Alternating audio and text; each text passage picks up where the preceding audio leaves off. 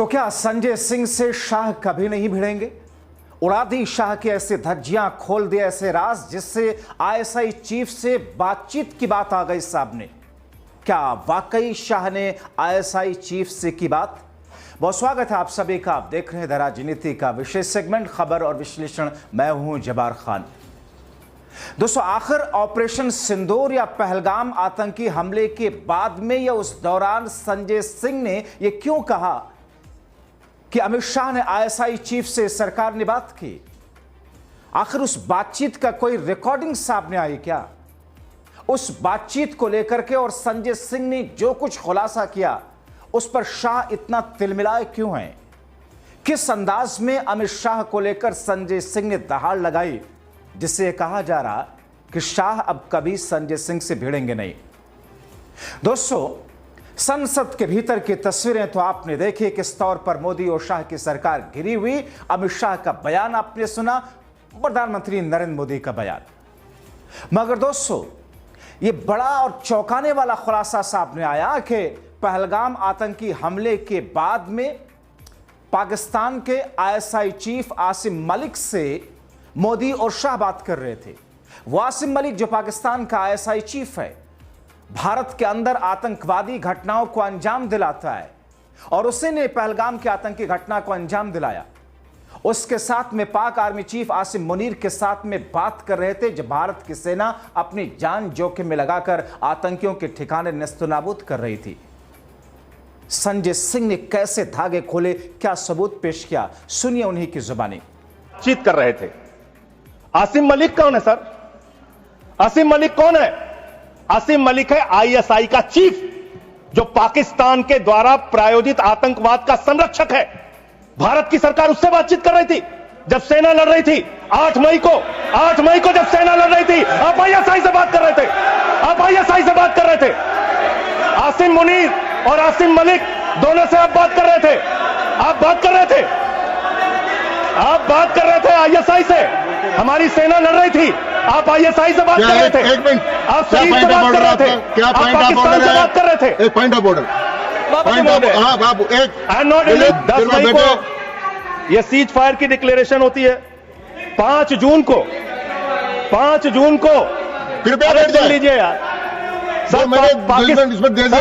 कृपया बैठ। 5 जून को पाकिस्तान को संयुक्त राष्ट्र संघ की एंटी टेररिस्ट कमेटी जो है उसका वाइस प्रेसिडेंट बनाया जाता है।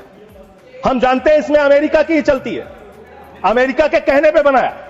पाकिस्तान एंटी टेररिस्ट कमेटी का वाइस प्रेसिडेंट बन रहा है। वो पाकिस्तान जिसने 10 साल तक ओसामा बिन लादेन को अपने घर में छिपा के रखा। वो पाकिस्तान जहां मसूद अजहर है। वो पाकिस्तान जहां हाफिज सईद है। वो पाकिस्तान जिसने ताज पे हमला किया मुंबई में। वो पाकिस्तान जिसने संसद पे हमला किया। वो पाकिस्तान जिसने अक्षरधाम किया। वो पाकिस्तान जिसने उड़ी किया। वो पाकिस्तान जिसने पुलवामा किया। वो पाकिस्तान जिसने लाल किले पे हमला किया। वो पाकिस्तान जो हिंदुस्तान में आतंकवाद फैलाता है, पहलगाम की घटना को अंजाम देता है। आप कह रहे हैं वो पाकिस्तान आपसे गिड़गिड़ाया, आप मान गए। अरे मान्यवर, वो हमारी बहनें भी तो गिड़गिड़ा रही थी। वो आतंकवादी तो नहीं माने, आप कैसे मान गए? वो बहनें भी तो गिड़गिड़ा रही थी मान्यवर।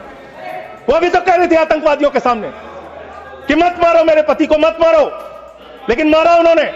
आप कह रहे पाकिस्तान का डीजीएमओ बात कर गया। पाकिस्तान के डीजीएमओ ने कह दिया कि अब हम आगे कोई घटना नहीं करेंगे। आप मान गए उनकी बात? जिन्होंने संसद पे हमला किया, जिन्होंने लाल किले पे हमला किया, जिन्होंने मुंबई के ताज पे हमला किया, जिन्होंने अक्षरधाम पे हमला किया, जिन्होंने पहलगाम किया, जिन्होंने उड़ी किया, आप उनकी बात मान गए? पुलवामा किया, और पुलवामा मान्यवर आप सेना के सम्मान की बात करते हैं मान्यवर। 19 जून को अमेरिका ट्रंप के लिए प्रचार करने मैं नहीं गया था मान्यवर। ट्रंप के लिए प्रचार करने महामानव गए थे, मैं नहीं गया था।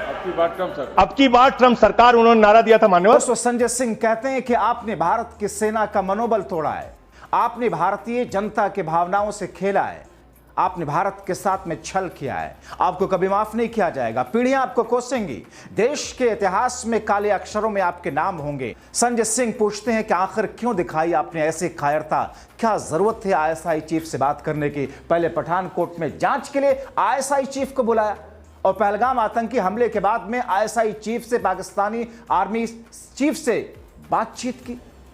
भारत के बहादुर सैनिकों का, बहादुर जवानों का बार बार नमन करेंगे, उनकी शौर्य और वीरता को बार बार प्रणाम करेंगे, लेकिन आपके नाकारेपन पर 1000 बार सवाल पूछेंगे। मान्यवर प्रधानमंत्री जी पहलगाम नहीं गए। मान्यवर प्रधानमंत्री जी 24 अप्रैल को बिहार में चुनाव प्रचार गए।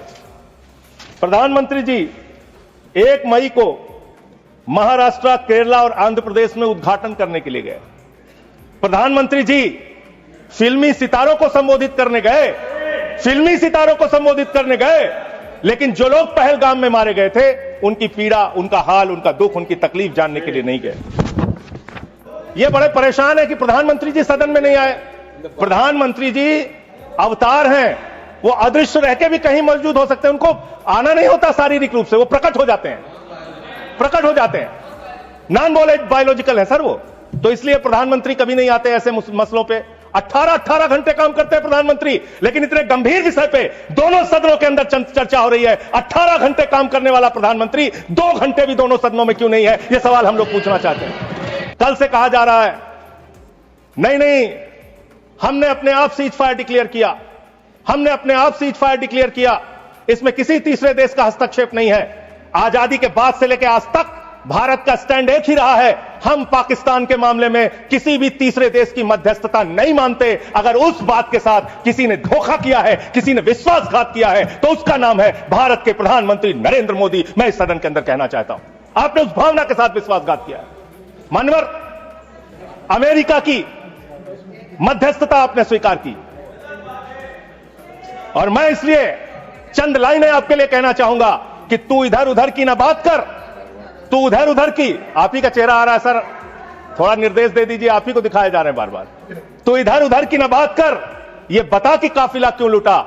मुझे रहजनों से गिला तो है, लेकिन तेरी रहबरी पर सवाल है, आपकी रहबरी पर, आपके नेतृत्व पर सवाल है, और यह सवाल बार बार पूछा जाएगा, यह सवाल बार बार पूछा जाएगा। 10 मई को भारत जो 144 करोड़ की आबादी का मुल्क है, भारत जो दुनिया का सबसे बड़ा लोकतंत्र है, भारत जो दुनिया की 5वीं बड़ी अर्थव्यवस्था है, उस भारत के मामले में सीज फायर का डिक्लेरेशन भारत की धरती से नहीं होता, अमेरिका की धरती से होता है। अमेरिका का राष्ट्रपति ट्रंप वो ट्वीट करके जानकारी देता है सीज फायर हो गया दोनों देश में, हो जाएगा। हमारी सेनाएं लड़ रही हैं, हमारी सेनाएं मैदान में हैं, और अमेरिका का राष्ट्रपति कह रहा है सीज फायर हो गया। दोस्तों, एक एक करके तमाम धागों को खोलते हुए संजय सिंह जब आगे बढ़ी, और खास तौर पर चीन को लेकर के, क्योंकि मोदी और शाह की सरकार तो इन तमाम मुद्दों को लेकर के विपक्षी पार्टियों के ऊपर ही, विपक्षी नेताओं के ऊपर ही सारा ठीकरा फोड़ना चाहती है। संजय सिंह ने 2020 में गलवान घाटी का हवाला दिया कि जब चीन ने हम पर अटैक किया, उसके बाद आपने क्या किया? संजय सिंह ने पूछा। आपने चीन का सामान इंपोर्ट करना शुरू किया। 37 लाख करोड़ रुपयों का सामान चीन से मोदी सरकार ने आयात किया, संजय सिंह बताते हैं। और चीन पाकिस्तान को मिसाइल दे रहा है, और आप टिकटॉक को बैन करके बेचारे युवाओं को भ्रमित करने की कोशिश कर रहे हैं, अंधभक्तों की फौज खड़ा कर रहे हैं। संजय सिंह कहते हैं कि एनआईए ने सुप्रीम कोर्ट से कहा कि अडानी के पोर्ट से 21,000 करोड़ रुपयों की ड्रग्स पकड़ी गई, जो कि आतंकवाद में लगती है और आतंकवादी घटनाओं में इस्तेमाल होती है। कौन है अडानी? मोदी के दोस्त हैं। पाकिस्तान को आईएमएफ से कर्जा मिलता है, और आप चुपचाप देखते हैं। आप विपक्ष को देशद्रोही गद्दार कहते हैं। गलवान घाटी में जब हमारे जवान शहीद हुए, उसके बाद हमने चीन से अपने कैसे रिश्ते किए, आपने क्या किया, यह पूरे देश को जानना चाहिए, और खास तौर से आपके समर्थकों को। 2020 के घटना के बाद गलवान घाटी में जब हमारे जवान शहीद हुए, उसके बाद आपने 4,83,033 करोड़ रुपए का आयात चीन से किया। 2021-22 में आपने 7,10,148 करोड़ रुपए का व्यापार चीन से किया, आयात चीन से किया। 2022-23 में 8,03,533 करोड़ का आयात चीन से किया। 2023-24 में 8,38,442 करोड़ रुपए का आयात चीन से किया। 2024-25 में 9,41,718 करोड़ रुपए का आयात चीन से किया।